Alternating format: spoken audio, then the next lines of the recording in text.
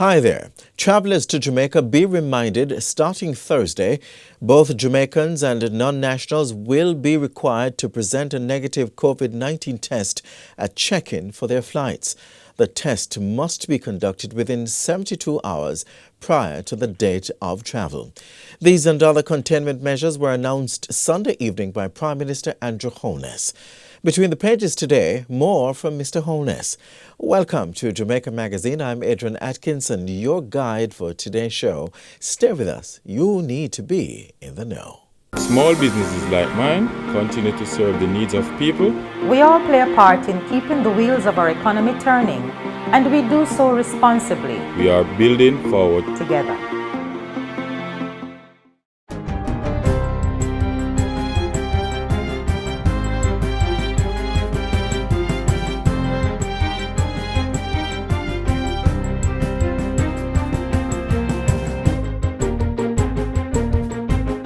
Good day, I'm Lorraine Mendez, and this is your JIS News for Tuesday, March 2. Prime Minister Andrew Holness is assuring Jamaicans that there will be a fair, efficient and transparent distribution of COVID-19 vaccines among the population. While addressing Sunday's press briefing, he said Cabinet had settled on 3 fundamental principles to guide vaccination on the island.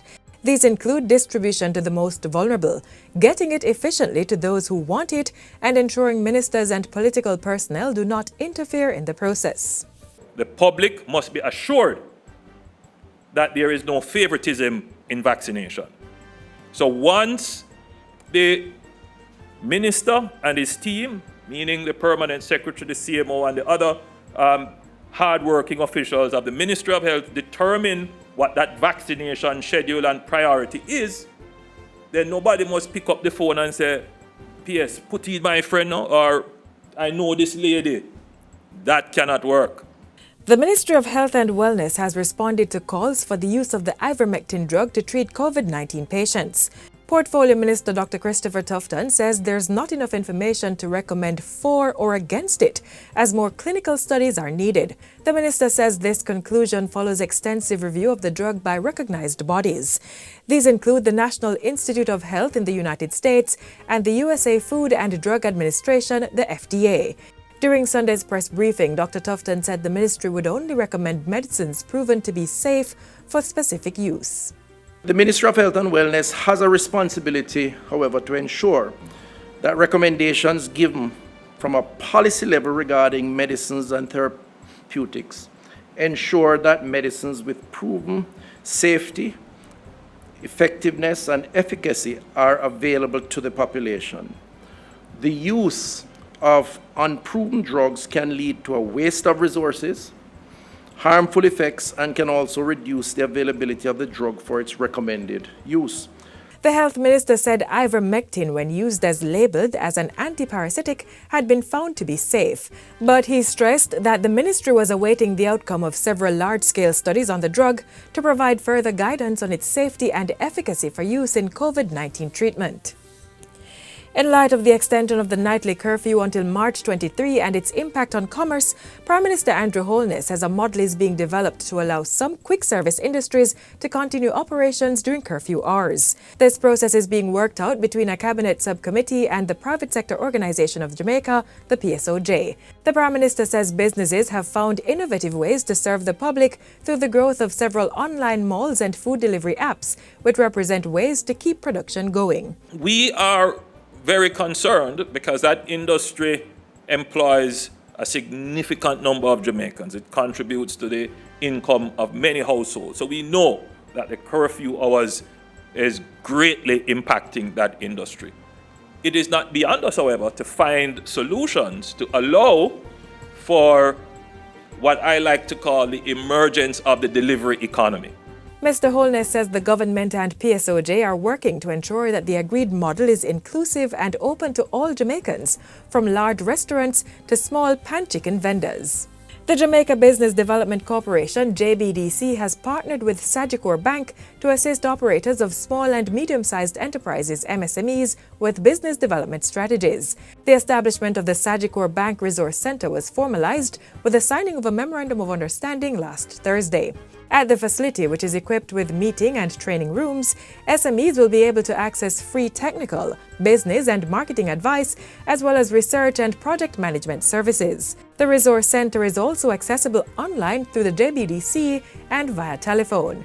State Minister of Industry, Investment and Commerce Dr. Norman Dunn has commended the partnership, saying MSMEs, which number about 429,000, contribute 3.5% of GDP and approximately $70 billion in tax revenues. So this is not just a partnership, but it's a very strategic partnership. But I want to congratulate Sajagor, because small businesses turn into large businesses. Both JBDC and Sagicor recognized the importance of the partnership to the growth and development of SMEs. We will be the underpinning of the growth in this country when we work with you to serve our small businesses. Each business, each client has its own needs, and we want to customize, as JBDC normally does, customize the package so it works for the entrepreneurs. The JBDC will be the initial point of contact for SMEs seeking to benefit from the Sagicor Resource Center. New business modules are expected to be rolled out over time. And finally, government is installing a new water main to address supply issues being faced by the citizens of West Central St. Andrew, Western St. Andrew, West Kingston and Northwest St. Andrew. Prime Minister Andrew Holness toured the Kingston and St. Andrew transmission main upgrade project between 6 Miles and Blake Road on Friday. They have suffered for many years. Low water pressure, no water.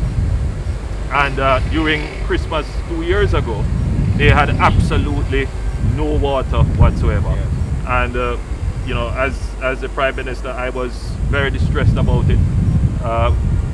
Years of explaining to them that the mains that are there, they are not good. They can't carry the capacity, and therefore they have to be suffering. I'm very happy today to see this investment in our water infrastructure. He said the new pipes would be resilient in any weather condition, as proper international engineering standards were being followed. The $3.5 billion project is being implemented by the National Water Commission. Prime Minister Holness pointed out that all the contractors and subcontractors were Jamaicans and said the contractors were using the project to train young engineers in pipe laying. And that's it for JIS News today. I'm Lorraine Mendez. Thanks for watching.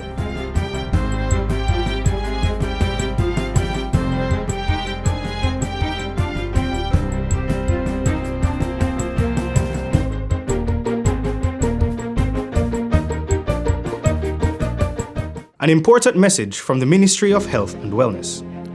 What to do if you think you have been exposed or are experiencing signs and symptoms of COVID-19. Immediately call 888-1-LOVE. That's 888-663-5683. In addition, you should stay at home. Don't go to work, school, or any public place. Do not use public transport, and avoid visitors to your home.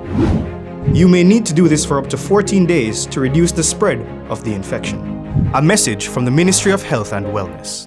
Up next, the whereabouts of Prime Minister Andrew Holness during the past week. Take a look.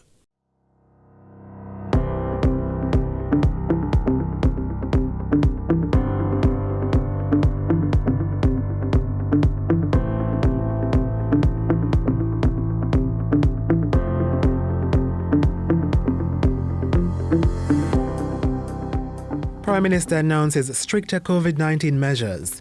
All persons traveling to Jamaica will require a negative COVID-19 test result, and $3.5 billion Kingston and St. Andrew transmission main upgrade project progressing smoothly. You're watching Jamaica House Weekly. I'm Anthony Morgan. The strategy of the government has always been to protect lives and livelihoods. And so, on Sunday, Prime Minister Andrew Holness announced a raft of measures to contain the spread of the COVID-19 virus on the island. He said there had been a worrying trend of increased infection rates and a jump in persons being hospitalized. As a result, tighter restrictions have been implemented to complement existing ones.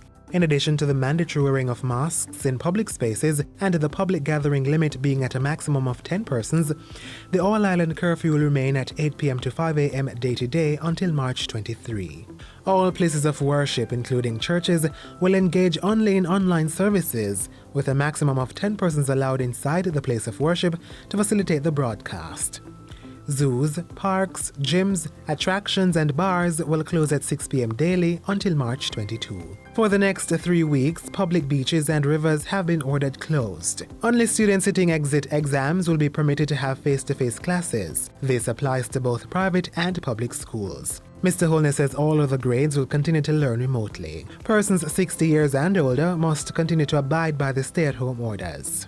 Starting March 4, all public sector entities will have a work-from-home arrangement. Only persons critical to service delivery and those whose job functions require their physical presence in the office will be on location. There's also been a ban on groundbreakings, ribbon cuttings, handing overs, launches and other social gatherings within the public sector. The entire public sector, ministries, departments and agencies, statutory bodies, the like, are directed no social events, no ceremonies, unless they are virtual. Staff members who have a critical illness or have someone ill at home should be accommodated when a work-from-home request is made. Prime Minister Holness is also asking the private sector to implement work-from-home arrangements where possible. Between March 8 and 22, all funerals and burials will be prohibited. Funerals already scheduled for March 1 to 7 will be allowed. In the meantime, weddings have been reduced to 25 persons, including the officiating pastor, witnesses, and the wedding party. We have to take greater responsibility for our actions in the management of the pandemic. The government has to act in these ways, but these ways also kill the economy. If you act responsibly, then we will use these measures less. Everyone coming into Jamaica must present a negative COVID-19 test, which was conducted within 72 hours prior to the date of travel. And they must present this at check-in. That's the latest requirement under the government's controlled re-entry program. Business travelers must present a pre-test result and will incur the cost of a PCR test after their arrival in Jamaica. The government has to shift this burden because obviously the limited budget that we have in every area we have to try and save. So we will shift the burden of the PCR test onto the business traveler. The ban on all direct flights coming from the United Kingdom remains in place until March 22. On Friday, the Prime Minister welcomed news that the Indian government had gifted the island doses of the AstraZeneca COVID-19 vaccine. The shipment is to arrive sometime this week. While thanking the Indian government, Prime Minister Holness assured Jamaicans that they would be getting a safe and adequate supply of vaccines delivered seamlessly. We are making sure that when the vaccines get here, they can be distributed and administered very quickly so that there are no delays in storage and confusion about who should get and who shouldn't get. All of that work is being done.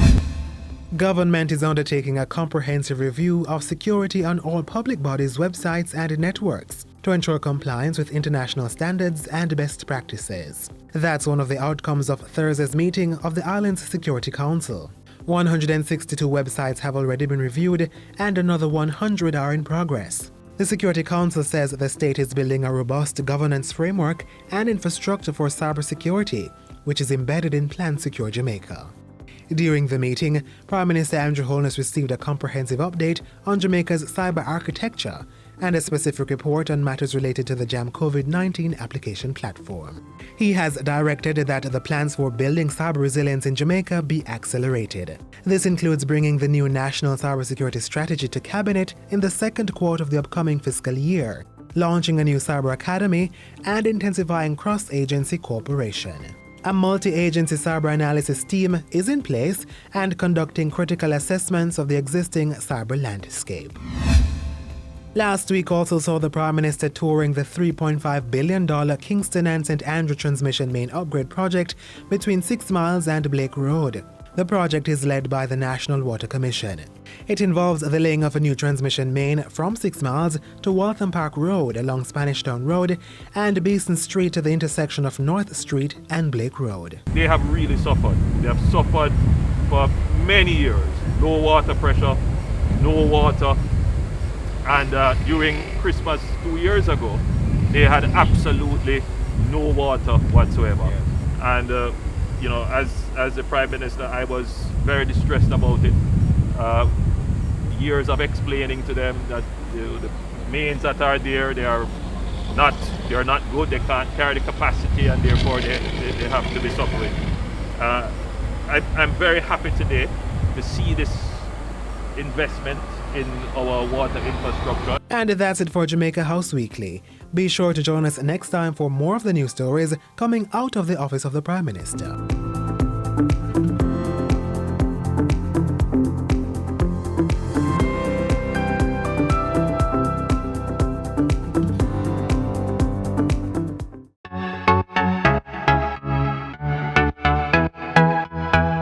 The numbers keep climbing, and yet some of you are still complaining about curfew times. Is that being selfish, or are you being smart? You continue to blame the government, stating they are not doing enough. But the big question is, are you doing your part to help decrease the spread?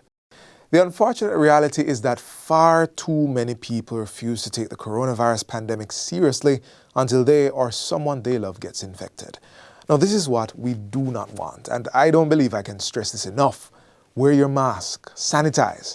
Of course, we love to hug and socialize, but just ease off some of that right now. Not just for your safety, but also for others. It look hard for your relatives to be home doing all they need to in order not to catch the virus, and you out on the road being reckless and carrying it right home to them.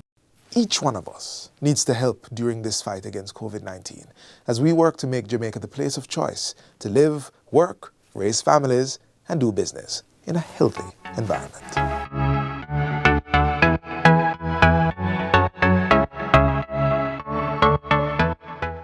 The body is susceptible to illnesses when its immune system is compromised. We are all encouraged to continue boosting our defense mechanism to ward off viral infections. Watch this now to find out more.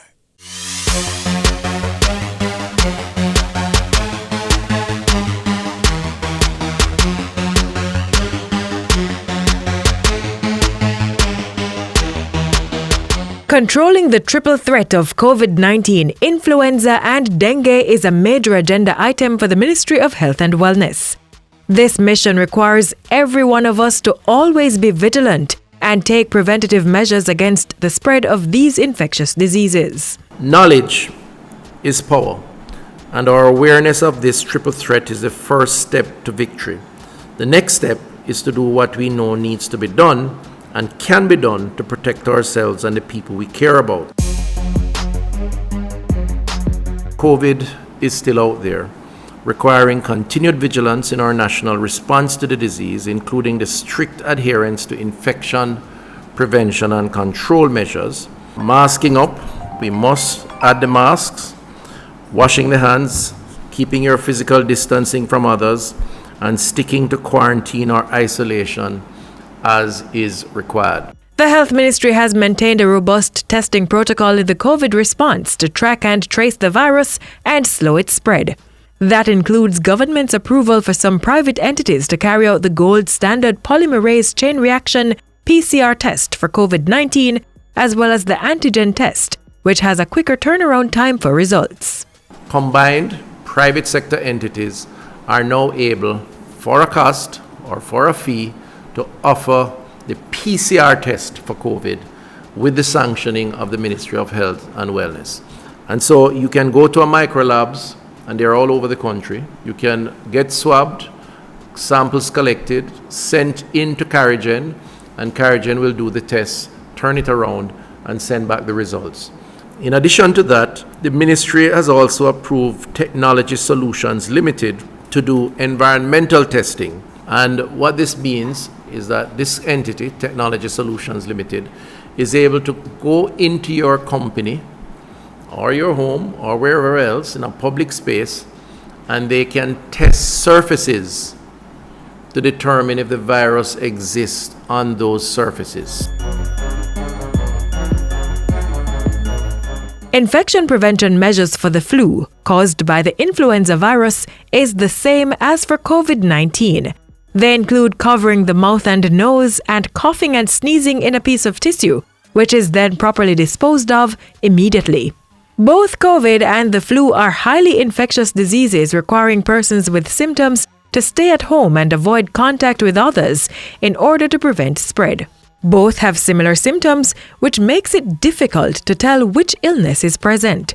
Common symptoms of the two infections include coughing, runny or stuffy nose, and shortness of breath.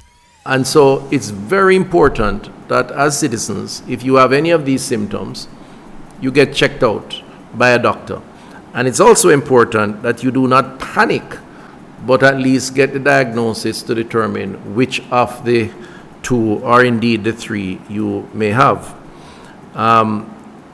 Because depending on what you have, your treatment would vary. The flu season begins in November of each year and extends to March. However, it can be longer, starting earlier in October and lasting until May. The government has made 23,000 doses of the flu vaccine available free of cost for the most vulnerable in the population. Persons can get the vaccine at public healthcare facilities across the island.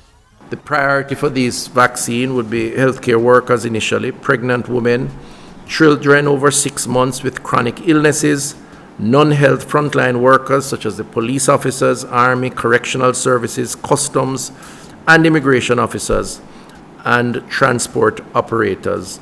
Institutionalized persons, those in the infirmaries, nursing homes, and the elderly, 65 years and older, and those with chronic illnesses. And indeed, I would say parliamentarians too. Persons or public officials, elected officials who are on the ground in the communities, interfacing with a wide cross-section of the population, they would represent a risk.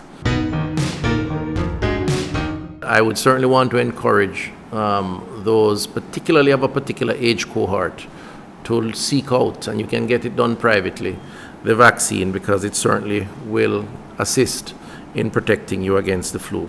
Shorten the duration of any flu-like illness that you may get. The severity will certainly be lessened. The hospitalization will be decreased. What has been shown when we look at what occurred in the Southern Hemisphere for their winter season, it was shown that persons who received the flu vaccine actually, if they got COVID, their impact of the illness was much less, and they also had less deaths in persons who had received the vaccine. Controlling the population of the Aedes aegypti mosquito, which transmits the dengue virus, is the most potent action to protect against dengue fever, the third tier in this triple virus threat. The mosquitoes are domesticated and usually live in and around areas where people are located. They breed in containers holding water. We're talking about the vase that you keep on the whatnot, or the bucket that you might keep in the bathroom to store water because you don't have running water to flush the toilet, or the leaking pipe under the sink that you put a pan to catch because you didn't get a chance to fix the pipe.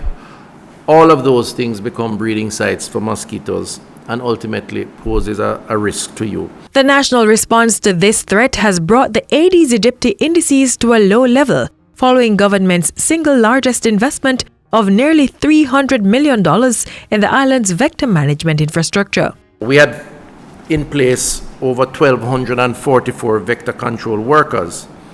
222 are permanent, so those are the ones on staff, but we engaged just over another 1,022. Those are still in place, and they have been out in the field doing the work, bringing the messaging, giving out the brochures. We've had 60 new vehicles that have been assigned to the vector control program. 36 of the 60 had vehicle-mounted foggers. We have 76 handheld fogging machines with another 35 in stock. Citizens, meanwhile, are told to constantly monitor their environment for mosquito breeding sites and take action to prevent breeding. Tightly cover our water drums, so secure our water storage tanks. The searching the drums and mosquito breeding sites, including our, all the things that I mentioned earlier. Once you see that little wiggly thing in the water, you know that mosquitoes breeding in it. So, As we continue to take responsibility for our own health and the well-being of all around us, let's get informed and take action to stay safe. Follow the protocols. What we do not want is to be overwhelmed as a public health response where people don't have access to hospital beds, doctors, nurses, if they need it because of a dengue, a flu outbreak, or indeed COVID. And I think we can do that.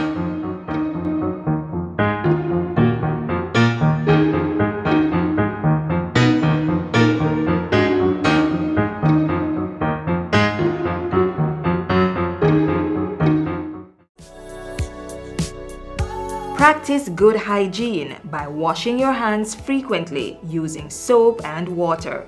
Here's how you should do it while conserving water. Turn on the tap to wet your hands, then turn off the pipe. Lather your hands and the tap with soap. Turn on the tap and wash your hands, back, front, and in between fingers. Use some of the water to wash off the tap, then turn it off. Dry your hands with disposable hand towels. If you don't have running water, use a hand rub containing 62% or more alcohol.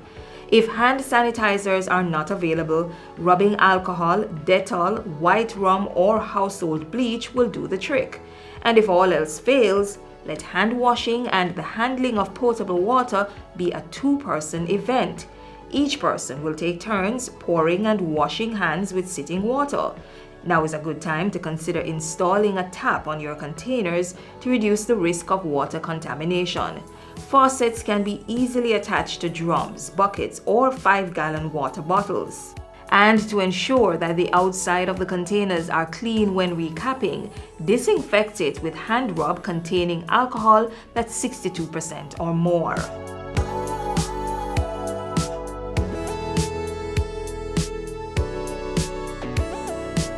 The 5 R's of water conservation are also necessary to practice. Reduce water wastage by investing in water-saving devices. Reuse water at least twice before discarding.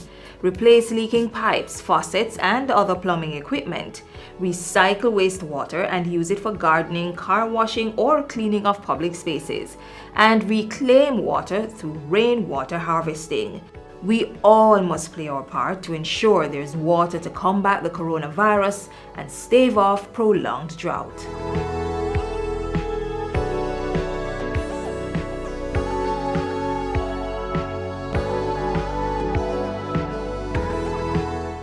You've reached the final page of the magazine. Thanks so much for staying with us. Another one unfolds tomorrow, so come back same time on this station. Until then, click on our website and YouTube channel for more informative features. While there, please subscribe to our pages and click that notification bell so you can stay in the know. And don't forget to reach out to us on social media. I'm Adrian Atkinson, encouraging you to think positive as you stay safe. This has been a production of the Jamaica Information Service, the voice of Jamaica.